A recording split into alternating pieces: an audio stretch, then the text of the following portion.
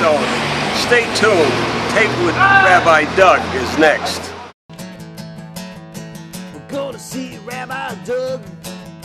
We're gonna see Rabbi Doug.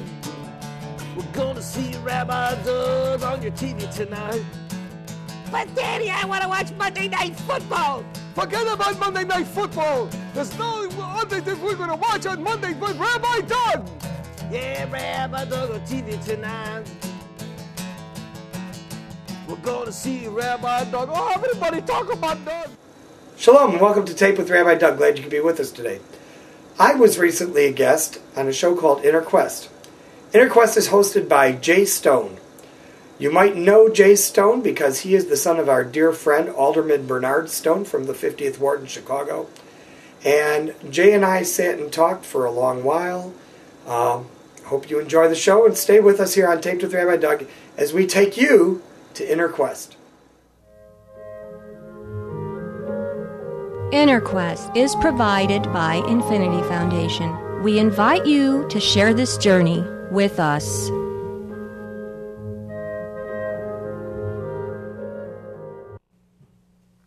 Hello, welcome to Inner Quest. My name is Jay Stone, your host for today, and our guest is Rabbi Doug. Welcome. Hello, and welcome to Tape with Rabbi Doug. Oh, we're on your show today.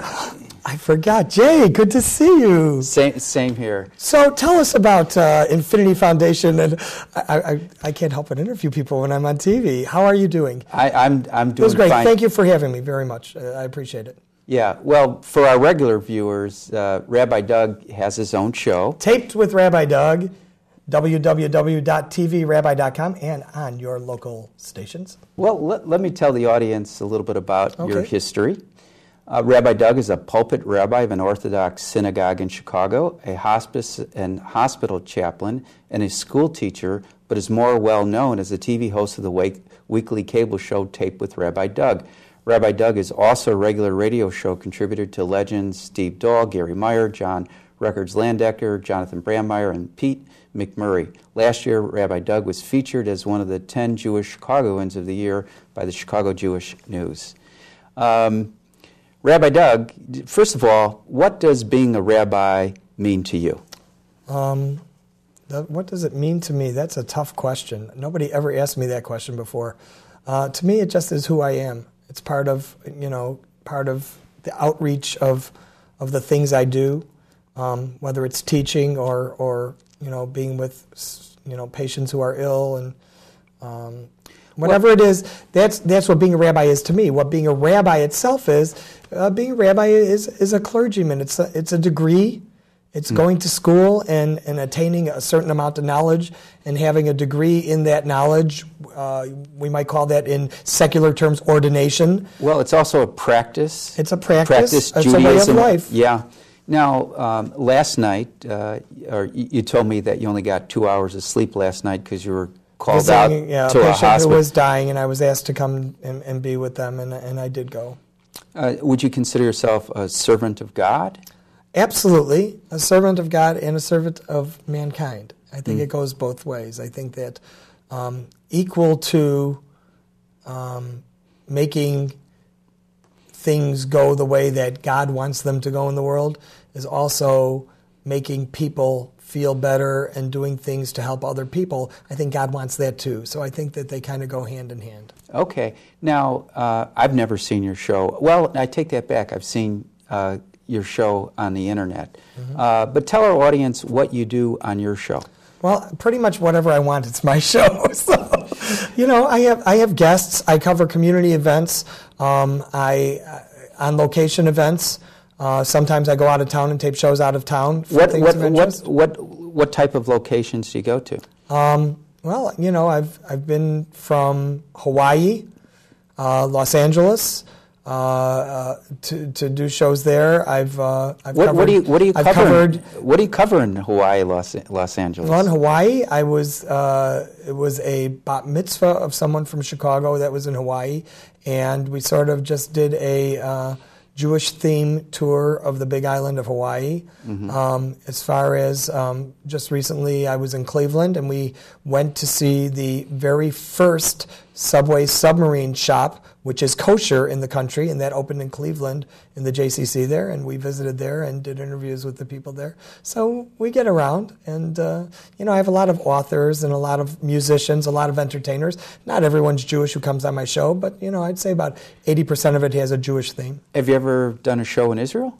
I have not taped a show in Israel. I've been in Israel certainly and lived there at one point, but I never taped a show there, but it will happen. Okay.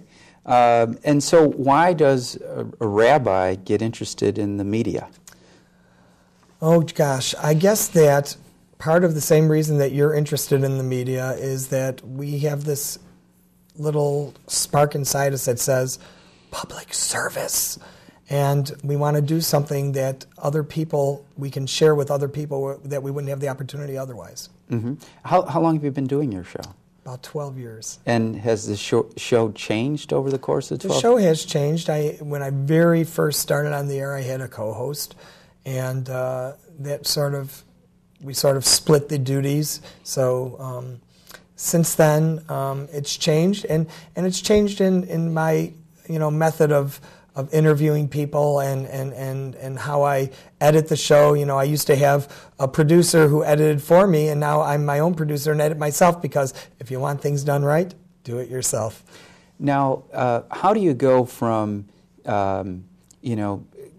counseling someone or counseling a family through the dying process to being upbeat, lively, and positive, a few hours later on a show? I guess it's sort of like the story, when a baby's born, the baby cries and everybody smiles. Mm-hmm. When a person dies and they realize they're going to be reunited with their loved ones, they go with a smile on their face while everybody cries. It's all full circle. Mm-hmm. So you have to look at everything as part of life, mm-hmm. and that's how you do it. Well, and you have a great sense of humor, but you use your humor appropriately, because I've been at funeral services where you've conducted them, and now I'm seeing another side of you. Yeah, I try. Was there some people in your family who were very funny or humorous that you kind of picked up on? No, not necessarily. Both my parents were teachers, and our teachers, they're retired sort of. My father still works, but he retired from teaching. And my mother's retired from teaching. And Chicago area? In Chicago, yeah. My dad taught at Lane Tech and at Ida Crown.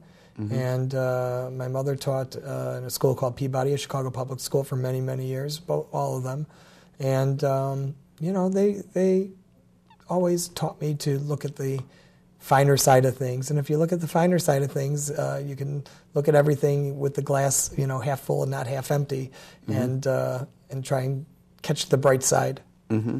Now, you were a teacher yourself for many years. And I still am teaching. I teach every day, and I used to only teach. That was my only profession for many years outside of being a rabbi. Mm-hmm. Now I do a lot more chaplain work and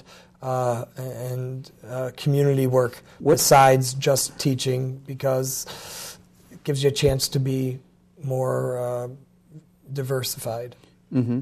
Now, what subjects did you teach when you were full-time teacher? I always taught Jewish studies when I taught in Jewish schools, and I always taught secular studies when I taught in secular settings. So right now, I have a mixture. I teach Jewish studies part of the day and secular studies part of the day. I'm an English teacher too, so I enjoy doing both. Mm-hmm.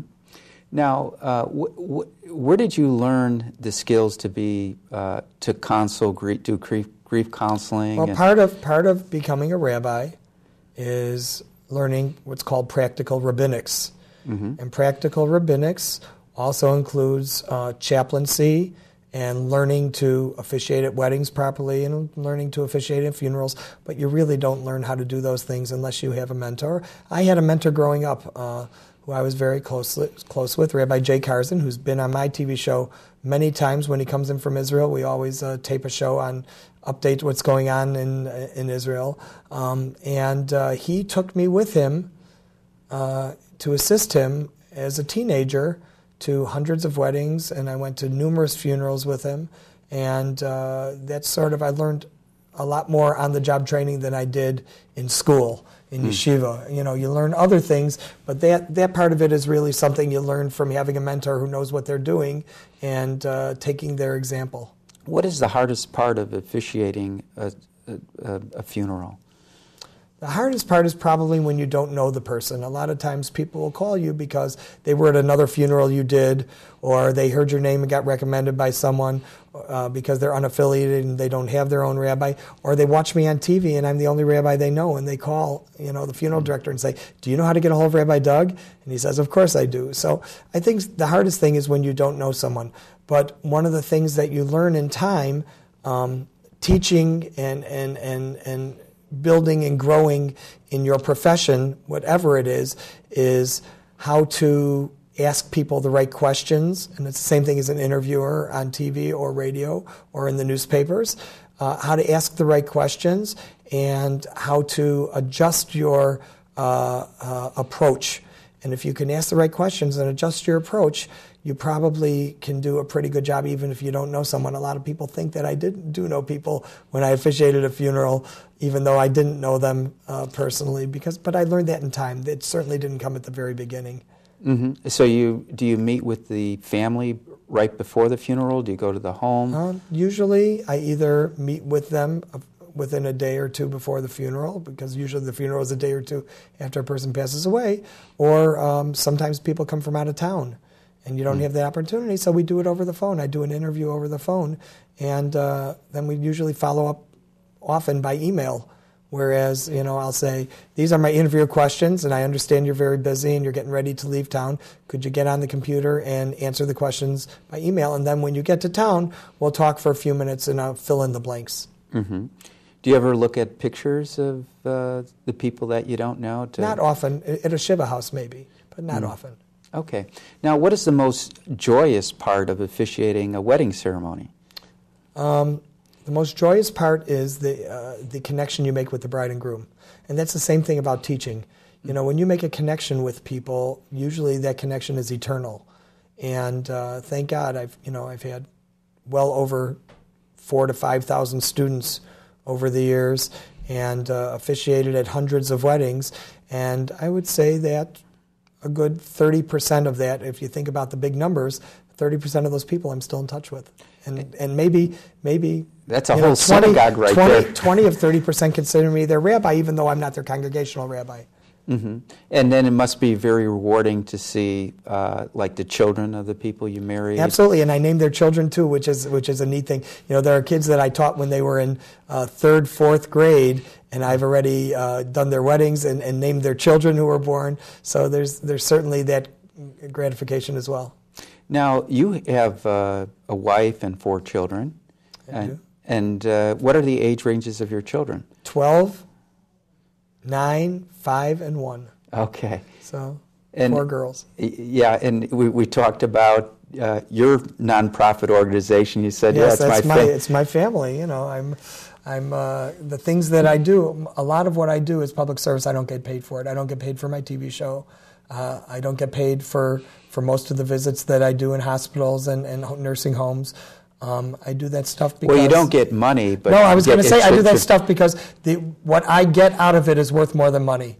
The satisfaction and the feeling inside that I get, that I know I made someone feel better or did a mitzvah, as we say, certainly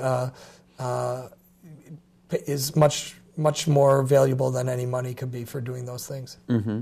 Now, how do you pass on your Judaism, your religious beliefs to your children? Well, my children attend Jewish day school. Mm-hmm.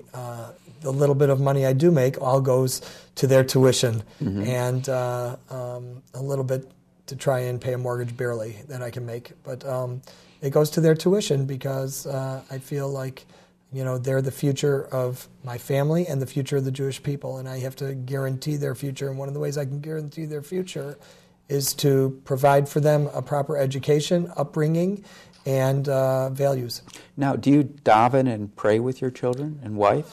They go to shul with me, on the Sabbath, on Shabbos, Saturday mornings. My oldest daughter and my middle daughter go with me often at night, and sometimes the younger ones do too, and maybe on Sunday mornings on occasion. But, my children pray every day in school, They daven in school every day, so they have their own lives. It's interesting, when your kids go away to school, and I don't mean out of town. I mean when they're in school for a full day. From in my kids' case, they leave the house, around 8 o'clock every morning, and they get home around 4:45 at night. Going to a Jewish day school, the bus drops them off at 4:45. So they're gone for a long day. They have their own lives. They're not. We're not controlling. We trust the people that are supervising their lives, but they have their own friends and their own daily routines and their own beliefs and their own practices that thank God, are good ones right now. Well, I was a philosophy major in college, so some of my fellow philosophy majors went on to the priesthood or became ministers. Do you teach, expose your children to, say, cross-cultural religious practices? I don't think my children are exposed to cross-cultural because they know all the people in the world that I deal with. My children aren't interested in studying cross-cultural because they have plenty to study on their own, And I want to say it's the same thing like with you, Jay. Your dad is a good friend of mine, and your interest in politics kind of got passed down from him in that same vein. Curses. No, but it's the same thing. We see our parents, and hopefully, if their example and what they're doing interests us, then we want to delve and find out more about it ourselves. And I'm sure that's part of the same thing. You, your sister, that interest is there because we're proud of how our parents are and what they do and the example they set for us. And your mom and dad, set a great example for you, and your mom was a public servant also. So that's always an important thing. My mom, I don't think there was ever a time when she wasn't involved in at least one nonprofit or charitable organization. She was a public servant and a volunteer and things like that. Sure. And so we all learn from that. This I don't get paid for this. This is one of the volunteer jobs that I have. But you read study after study how prayer is good to stabilize marriages, married people that pray together, stay together. Can you say a few words on prayer and faith and marriage and family? And I'd be happy to. I truly believe that affiliation in a religious organization is an important thing to every family. It unites the family outside of the home in a second home, a religious home. It's a community. And I was just... The next words out of my mouth. And it makes you part of a community outside of the people you live with in your neighborhood. That's one community you live in. The other community is your religious community or your social community. And that's why a lot of people will also, besides the religious community, get involved in other organizations that they support and volunteer for them because it's another community of people. So we can have our, for example, synagogue community, that we have our relationships and friendships with those people, and we can volunteer for, at random, the City of Hope or the Ark or one of those places, and we have the community of people that are working for them as well, that we have those relationships with and friendships with, and all of them together build on our character. They build on our character for the good.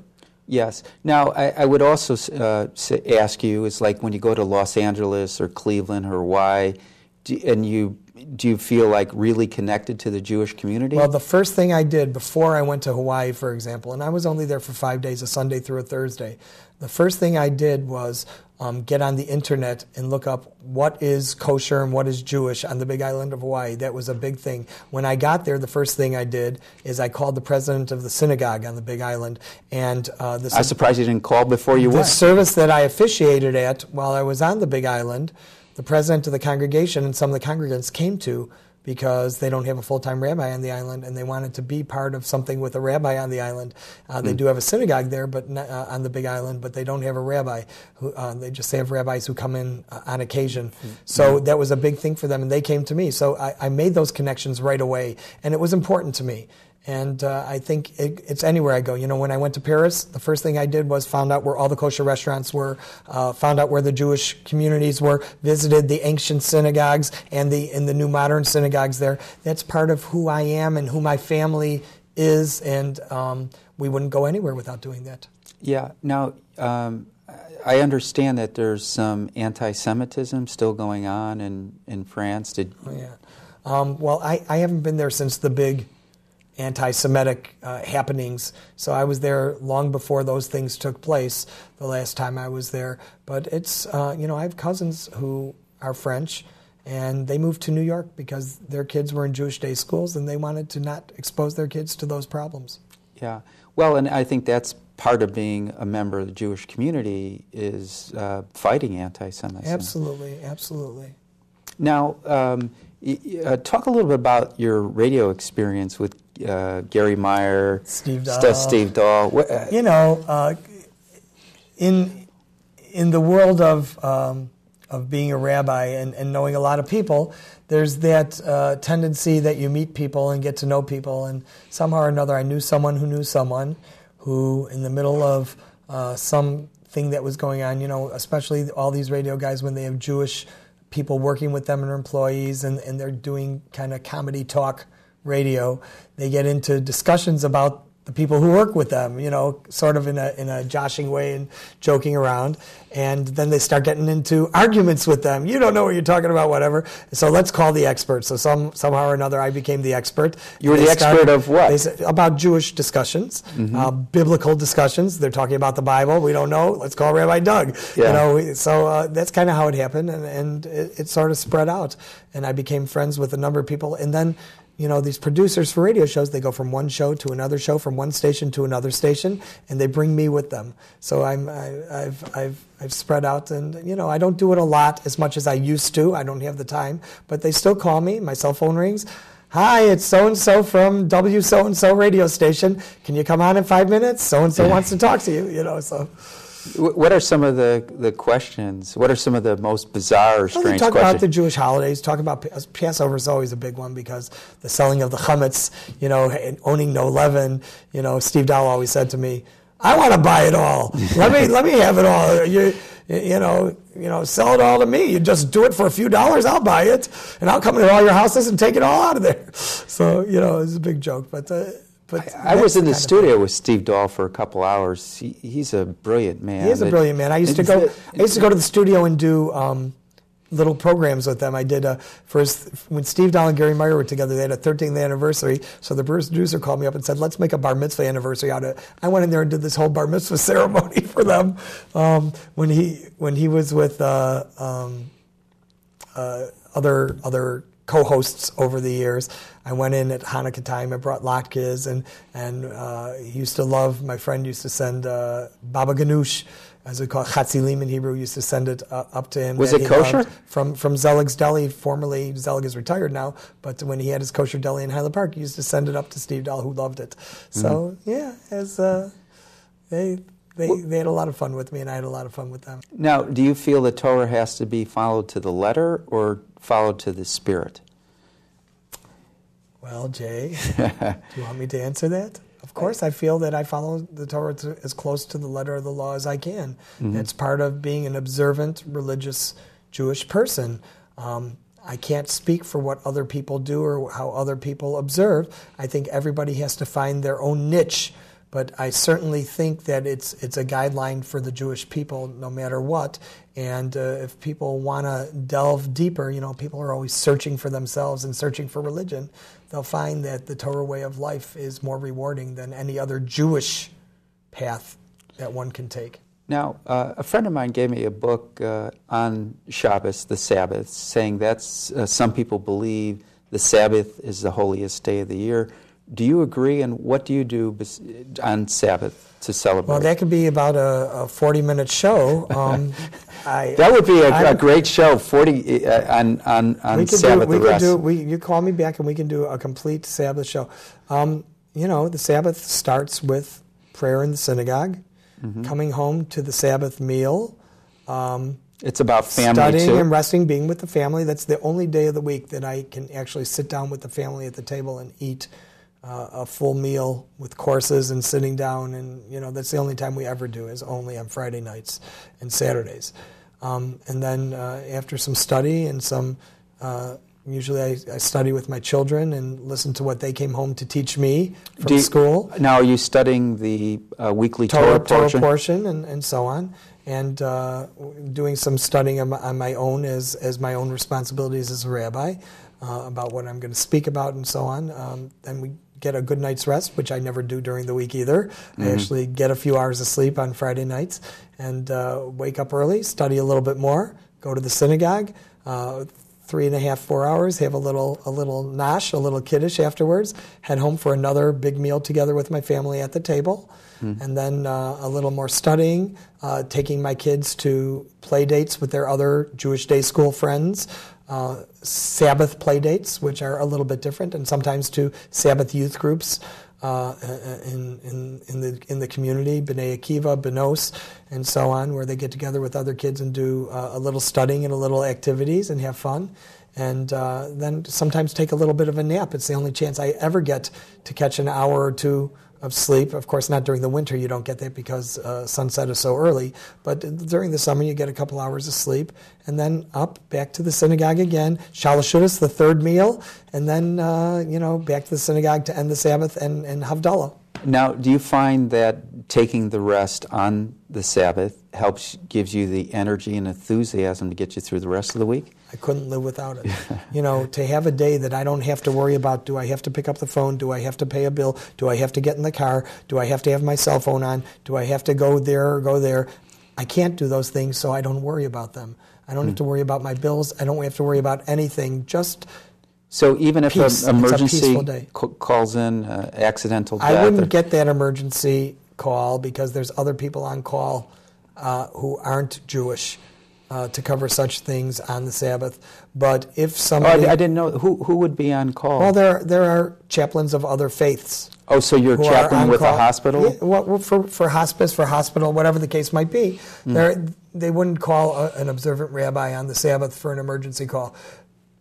If there was an emergency call, it would have to be, unless it's a life and death emergency that I could save someone. If God forbid somebody was sick and I had to drive, God forbid my child got hurt or my next door neighbor got hurt and they needed me to drive them to the hospital because they couldn't get an ambulance or they couldn't get a taxi there and it was a real emergency. Of course, I have to do that because that's a matter of life and death. Yeah. It's different. Yeah. But if it's a call from a family that needs, their own emotional support, whatever the case might be, I wouldn't get that call on the Sabbath. And if somebody was ill and needed me by their bedside, it would have to be someplace within walking distance.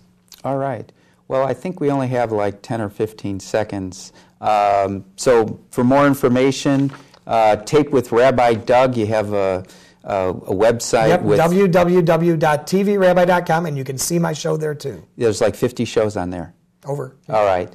Well, for more information about Rabbi Doug, the InterQuest Infinity Foundation, stay tuned to the credits at the end. Until next time, good health and good spirits. Shalom, everyone.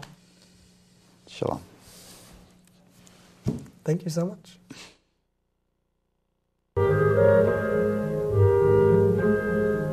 For more information about this show, our guests, Infinity Foundation, or any of our other programs, please visit our website, infinityfoundation.org, or call us at 847-831-8828.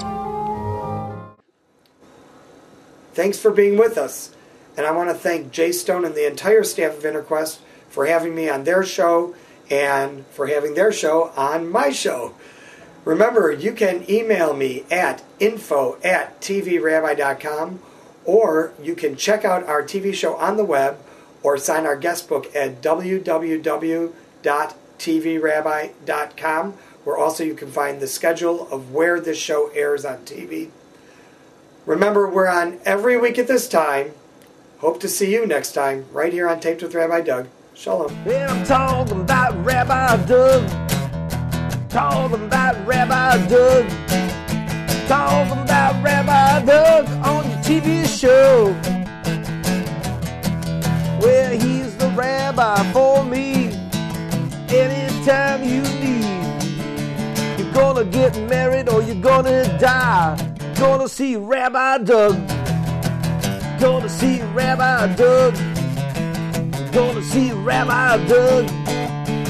Gonna see Rabbi Doug on the TV tonight.